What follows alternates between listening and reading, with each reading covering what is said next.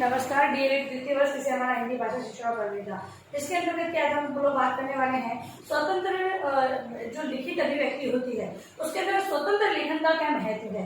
विद्यार्थियों को यदि स्वतंत्र रूप से लेखन का कार्य दिया जा रहा है तो किस महत्व को ध्यान में रखते हुए करवाया जाता है। हम जानते हैं कि हम बालकों को अगर कोई भी प्रतियोगिता है या फिर किसी भी कंपटीशन के अंदर हम बात करें तो विद्यार्थियों को हम वहाँ पर स्वतंत्र रूप से लिखने का कार्य देते हैं। इन प्रतियोगिताओं के माध्यम से विद्यार्थियों का लिखित अभिव्यक्ति का विकास होता है। वो अपने भावों अपनी रुचि के अनुसार अपना लेखन कार्य करते हैं। ऐसा तभी संभव है जब उन्हें स्वतंत्र रूप से लिखने का कार्य दिया जाएगा। और ये स्वतंत्र जो लेखन होता है वो अपने आप में ही महत्व रखता है। किस प्रकार से, आइए हम लोग चर्चा करते हैं। तो स्वतंत्र लेखन का पहला महत्व है रुचिपूर्ण लेखन।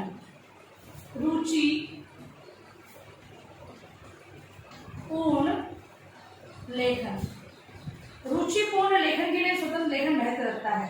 मतलब विद्यार्थी की रुचि, अगर हम ये कह दें कक्षा में बहुत सारे विद्यार्थी है, अध्यापक आए और कहे कि आपको इस टॉपिक पर निबंध याद करके आना है, आपको ये कविता याद करके आनी है, किसी को कहा कि आपसे कहानी लेखन का कार्य करवाया जाएगा। अब आपने बांट तो दिया, लेकिन आपने ये देखा कि बालकों को उसमें रुचि है या नहीं है। अगर बालकों को उसमें रुचि नहीं है तो दिखती बात है उनका प्रेजेंटेशन है वो बिल्कुल रटा रटाया होगा या किसी को कॉपी किया हुआ होगा। वो अपनी स्वयं की रुचि के अनुसार उस कार्य को नहीं करेंगे। वही अगर आप कक्षा में कहते हैं कि 5 तरह की आपने प्रतियोगिता लेखन की रखी और विद्यार्थियों को कहा कि आपकी रुचि के अनुसार आप इस प्रतियोगिता में भाग लें, तो बालक उसमें से अपनी जो पसंद होगी, अपनी रुचि होगी, उसके अनुसार उस प्रतियोगिता में भाग लेंगे तथा उनका जो प्रेजेंटेशन है वो भी बहुत ही अच्छा होगा। ये किस प्रकार से हुआ, जब अध्यापक ने बालकों को स्वतंत्र रूप से प्रतियोगिता में भाग लेने के लिए कहा, लिखने के कार्य के लिए कहा, तभी ऐसा संभव हो पाया। तो दिखती बात है रुचिपूर्ण लेखन तभी हो पाएगा जब बालकों को स्वतंत्र अभिव्यक्ति के अवसर प्रदान किए जाएंगे। दूसरा है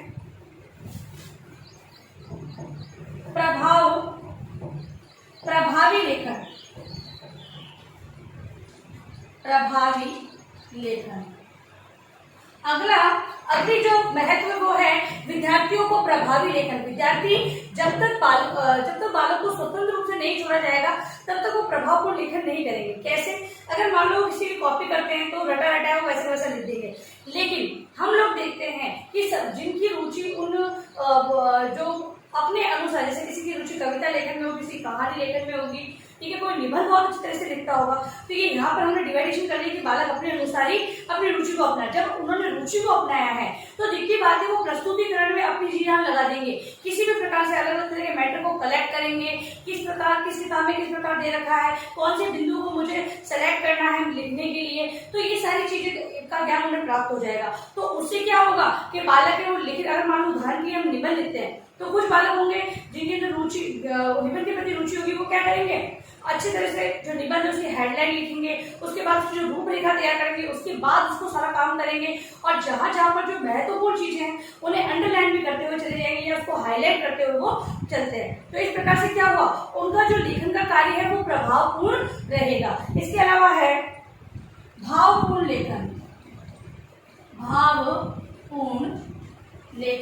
भावपूर्ण लेखन के लिए भी स्वतंत्र लेखन बहुत ही आवश्यक है, महत्व रखता है। भावपूर्ण मतलब कि अगर मान लो कविता लेखन का कार्य दिया गया है तो बालक अपने अंतर्गत निहित जो भाव है, किस मतलब एक टॉपिक दे दिया गया, बालकों में किस प्रकार के भाव निहित है उस टॉपिक के आधार पर, तो वो उसका प्रस्तुतिकरण उसी आधार पर करेंगे। जब उन्हें स्वतंत्र रूप से दे दिया जाएगा, अगर कहा जाएगा कि आपको ये 4 कविता दी, इसको याद करके आए, याद तो करेंगे लेकिन उसका ऐसे प्रस्तुत कर देंगे। लेकिन वही उन्हें कहा जाएगा टॉपिक है, इस पर आधारित आप कविताएं अच्छी तरह से याद करके आए, अपने मन अनुसार आप बना भी सकते हैं। तो ये सारी चीजें बालकों के अंदर क्या हुआ, ये स्वतंत्र लेखन हुआ।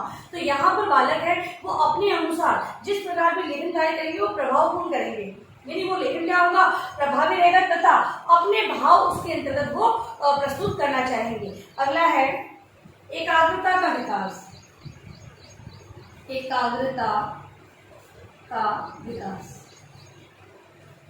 स्वतंत्र लेखन एकाग्रता का महत्व से भी माना जाता है। जैसे कि बालक है, अगर मान लो उसे स्वतंत्र लेखन का कार्य दिया जा रहा है तो वो अपने अनुसार अपने भावों, विचारों, रुचि या प्रभाव को ध्यान में रखते हुए कार्य करेगा।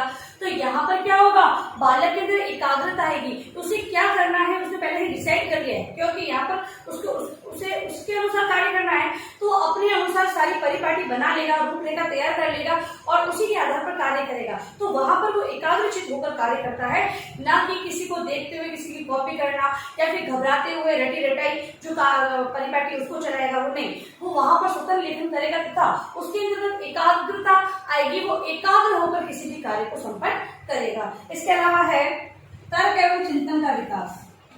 तर्क एवं चिंतन का विकास। तर्क एवं चिंतन का विकास। अगला महत्व ये माना गया है कि बालकों के अंतर्गत इस जो स्वतंत्र लेखन के आधार पर बालकों में तर्क करने की, चिंतन करने की, जैसे कि कोई भी टॉपिक दिया है तो ऐसे चीज उसको याद नहीं करेगा, ऐसे चीज उसके बारे में लिखेगा, अलग अलग जगह उसे खोजेगा कि कहाँ पर किस प्रकार से इसके बारे में बताया गया है, उस पर अगर बताया गया है तो क्यों बताया गया है, उसके बारे में तर्क वितर्क करेगा, उसके लिए चिंतन मनन करेगा और उसके बाद ही वो लेखन का कार्य करेगा। तो स्वतंत्र लेखन में यहाँ पर बालकों के अंतर्गत चिंतन एवं तर्क शक्ति का विकास भी होता है।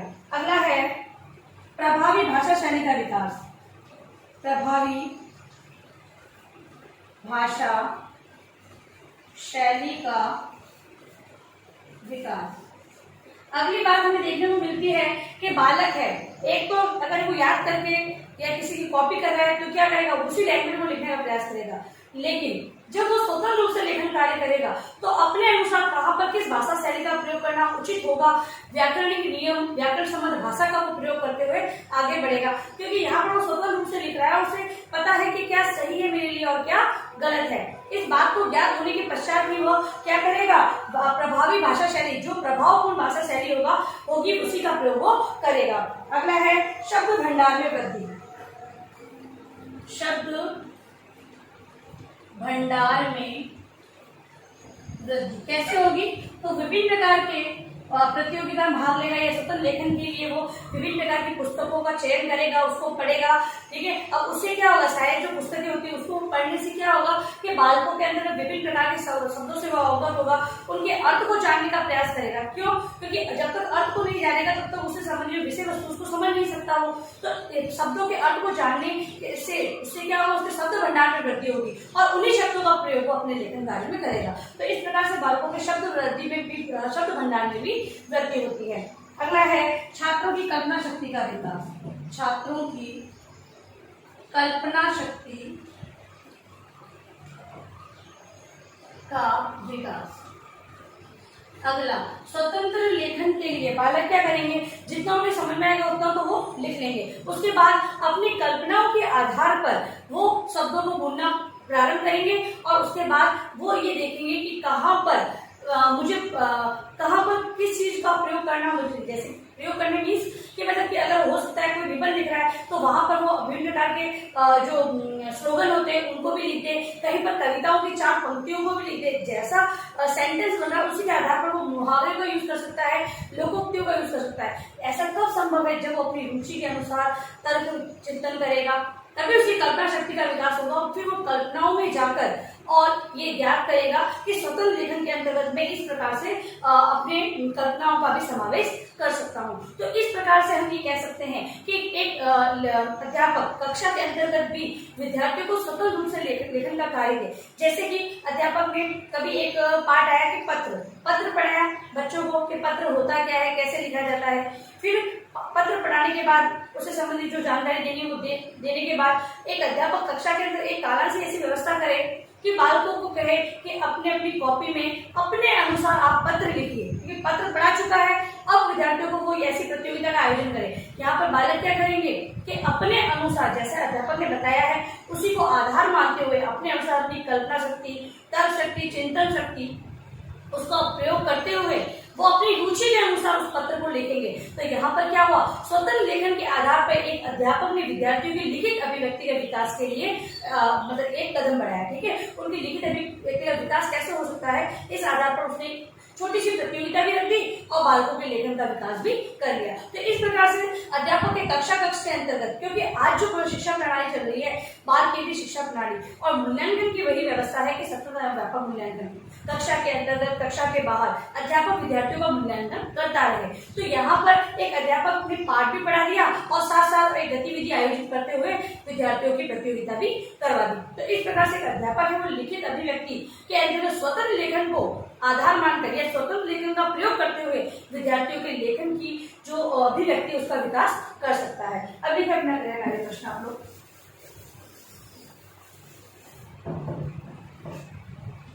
गृह कार्य है आज का आपका, लेखन में स्वतंत्र अभिव्यक्ति के महत्व को समझाइए। ठीक है, ये आपका होमवर्क है जो आपको अनिवार्य रूप से अपने उत्तर पुस्तिका में लिखना है। और अंत में इस महामारी के दौर में कम से कम ये आवश्यक कार्य होने पर आप घर से बाहर निकलें। बाहर निकलते हैं तो 3 बातों का आपको विशेष ध्यान रखना है। मास्क लगाएं, सोशल डिस्टेंस बनाएं और हाथों को बार बार सैनिटाइज करते रहें। सुरक्षित रहें, सभी का ध्यान रखें। धन्यवाद।